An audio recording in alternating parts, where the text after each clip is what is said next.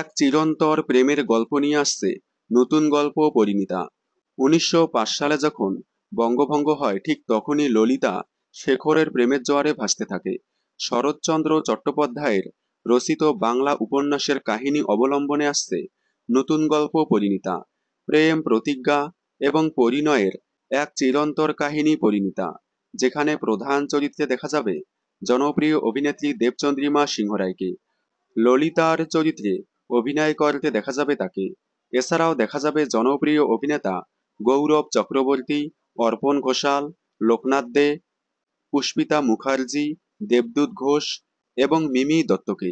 এছাড়াও আরও অনেকে। তবে এটি কোনো ধারাবাহিক নয়। হইচই ওটিটি প্ল্যাটফর্মে আসছে অদিতি রায় পরিচালনায় এই নতুন ওয়েব সিরিজ, যেটার খবর আমরা কয়েকদিন আগেই জেনেছি। সম্প্রতি সামনে আসলো এই নতুন ওয়েব সিরিজের টিজার। শরৎচন্দ্র চট্টোপাধ্যায় রচিত উপন্যাসের অবলম্বনে পরিণীতা ওয়েব সিরিজটি রিলিজ হবে আগামী 15ই আগস্ট। স্বাধীনতা দিবস উপলক্ষে হইচই প্ল্যাটফর্মে মুক্তি পেতে চলেছে এই নতুন ওয়েব সিরিজ।